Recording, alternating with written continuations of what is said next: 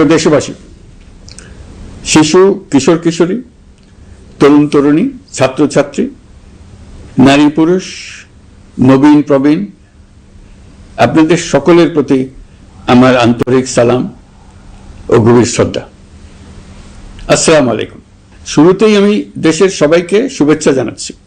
দীর্ঘ 17 বছর পর একটি উৎসব মুখর, অংশগ্রহণমূলক ও শান্তিপূর্ণ জাতীয় নির্বাচন সফলভাবে সম্পন্ন করার জন্য এই নির্বাচনের মাধ্যমে জনগণ, ভোটার, রাজনৈতিক দল, প্রার্থী, নির্বাচন সংশ্লিষ্ট প্রতিষ্ঠান ও আইনশৃঙ্খলা বাহিনী সম্মিলিতভাবে একটি প্রশংসনীয় নজির সৃষ্টি করেছে। ভবিষ্যতে বাংলাদেশের নির্বাচন কেমন হওয়া উচিত, এই নির্বাচন তার একটি উৎকৃষ্ট উদাহরণ হয়ে থাকবে। প্রিয় দেশবাসী, বিগত 18 মাস আমার উপর অর্পিত দায়িত্ব নিষ্ঠার সাথে পালন শেষে একটি নির্বাচিত সরকারের কাছে দায়িত্ব হস্তান্তরের প্রাক্কালে অন্তর্বর্তী সরকারের প্রধান উপদেষ্টা হিসেবে আজ আমি আপনাদের কাছ থেকে বিদায় নেবার জন্য উপস্থিত হয়েছি। আজ বিদায়ের দিনে 5ই আগস্টের কথা স্মরণ করে আপনাদের কিছু কথা বলব। কি মহা মুক্তির দিন ছিল সেদিনটি, সে কি আনন্দের দিন। বাংলাদেশিরা দেশে বিদেশে যে যেখানে ছিল আনন্দে চোখের পানি ফেলেছিল। দৈত্যের গ্রাস থেকে তরুণ ছাত্রছাত্রীরা দেশকে বের করে এনেছে, দেশ মুক্ত হয়েছে। কিন্তু দেশ সম্পূর্ণ অচল। এই অচল দেশটিকে কিভাবে সচল করা যাবে সেটা ছিল সবার মনে। অভ্যুত্থানের ছাত্র নেতারা ঠিক করলো দেশকে সচল করার জন্য একটি সরকার লাগবে। সরকার গঠন ও চালাবার জন্য তারা আমাকে খবর দিল। আমি তখন বিদেশে, আমি দায়িত্ব নিতে রাজি না। তারা জাতির প্রতি কর্তব্য পালনের কথা বলে আমাকে রাজি করালো। 18 মাস পর এখন আমার যাওয়ার পালা। আমি আজ আমার কাজ হতে বিদায় নিতে আপনাদের সামনে এসেছি। আমাদের প্রথম কাজ ছিল দেশকে সচল করা। এটি ছিল সবচেয়ে কঠিন কাজ। যারা দেশকে লুটে পুটে খেত তারাই দেশের এই যন্ত্র চালাতো। তাদের একান্ত অনুগত লোকজন নিয়ে অভ্যুত্থানের সঙ্গে সঙ্গে সবাই পালিয়ে গেছে। বড় কর্তা পালিয়েছে, মাঝারি কর্তা পালিয়েছে, অন্যরা ভোল পাল্টিয়েছে অথবা আত্মগোপনে চলে গেছে। কেউ নানা জনের সুপারিশ নিয়ে আসছে, তারা অভ্যুত্থানের গোপন সৈনিক ইত্যাদি। সরকারের ভেতর যারা পালিয়ে যাননি তাদের মধ্যে কাকে বিশ্বাস করবেন, কাকে বিশ্বাস করবেন না, এটি মহাসংকট হয়ে দাঁড়ালো। যতই মৃতদেহের অঙ্গ প্রত্যঙ্গবিহীন দেহের সন্ধান আসছিল ততই তারা চিহ্নিত হচ্ছিল। সেই থেকে 18 মাস চলে গেছে। অবশেষে 12ই ফেব্রুয়ারি আসলো। 1.5 যুগ পরে দেশে একটি জাতীয় নির্বাচন এবং ব্যাপক সাংবিধানিক পরিবর্তনের জন্য সর্বসম্মত জুলাই সনদের উপর গণভোট অনুষ্ঠান হলো। এই নির্বাচনে উৎসব মুখর পরিবেশ, দেশের সর্বত্র একটা ঈদের পরিবেশ ছিল যা আমাদের ইতিহাসে স্মরণীয় হয়ে থাকবে। এই প্রতিদ্বন্দ্বিতামূলক নির্বাচনে যারা জয়ী হয়েছেন তাদের আমি অভিনন্দন জানাচ্ছি।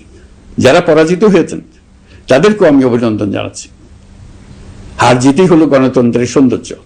যারা জয়ী হয়েছেন তারা মোট ভোটের প্রায় অর্ধেক পেয়েছেন।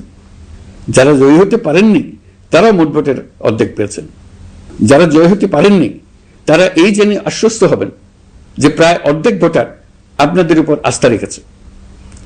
আগামী দিন নতুন সরকার দায়িত্ব গ্রহণ করবে। এর মাধ্যমে আমাদের 18 মাসের দায়িত্বের সমাপ্তি হবে। 24শে জুলাই মাসে বাংলাদেশের মানুষ এক অভূতপূর্ব অভ্যুত্থানের মধ্য দিয়ে তাদের মুক্তি, আকাঙ্ক্ষা ও মর্যাদার দাবি উচ্চারণ করেছিল। সেই সময় দেশ একটি গভীর রাজনৈতিক, অর্থনৈতিক, প্রাতিষ্ঠানিক ও মানবিক সংকটে নিপতিত ছিল। রাষ্ট্রযন্ত্রের উপর মানুষ আস্থা হারিয়ে ফেলেছিল। গণতন্ত্র হয়েছিল ধূলিসাৎ, ভবিষ্যৎ ছিল অনিশ্চিত।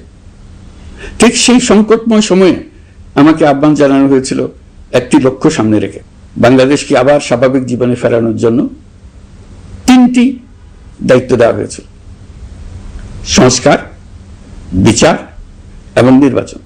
আমি ও আমার সহকর্মীরা সবাই আমরা সেই অঙ্গীকার রক্ষার চেষ্টা করে গেছি। কোথায় কতটুকু সাফল্য অর্জন করতে পেরেছি, কোথায় ব্যর্থ হয়েছি, সে বিচারের ভার আপনাদের উপর থাকলো।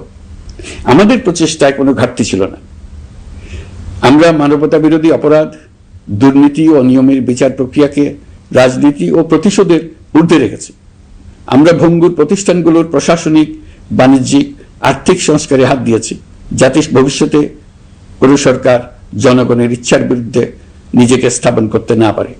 আর সর্বোপরি আমরা একটি উৎসবমুখর, অবাধ, নিরপেক্ষ, শান্তিপূর্ণ, পরিচ্ছন্ন ও বিশ্বাসযোগ্য জাতীয় নির্বাচনের আয়োজন করেছি, যার মাধ্যমে জনগণ আবার তাদের ভোটাধিকার ফিরে পেয়েছে। এই নির্বাচন কেবল একটা ক্ষমতা হস্তান্তরের প্রক্রিয়া নয়, এটি বাংলাদেশের গণতান্ত্রিক ব্যবস্থার নতুন অভিযাত্রার সূচনা, নতুন বাংলাদেশের জন্ম। এই অর্জনের পেছনে যারা ছিলেন, জুলাইয়ে রাস্তায় নেমে আসা প্রতিবাদকারী তরুণ তরুণীরা, সেই সাহসী মানুষগুলো, শহীদ ও আহতরা, তাদের প্রতি আমি গভীর শ্রদ্ধা ও কৃতজ্ঞতা জানাচ্ছি। তাদের অভূতপূর্ব ত্যাগ ছাড়া এই পরিবর্তন সম্ভব হতো না। এই প্রক্রিয়া সফল করতে দেশের আবালবৃদ্ধ বনিতা সকলেই সহযোগিতা করেছেন। প্রাতিষ্ঠানিক দিক থেকে দেশের রাজনৈতিক দলসমূহ, নির্বাচন কমিশন, সকল আইনশৃঙ্খলা বাহিনী, সশস্ত্র বাহিনী, সরকারি কর্মকর্তা কর্মচারী ও প্রশাসনের প্রতিটি স্তরের সদস্যরা আন্তরিক সহযোগিতা করেছেন। আপনাদের প্রতি আমার আন্তরিক কৃতজ্ঞতা রইল। আপনাদের ধৈর্য, পেশাদারিত্ব ও আস্থার উপর ভর করেই এই পথ চলা সম্ভব হয়েছে।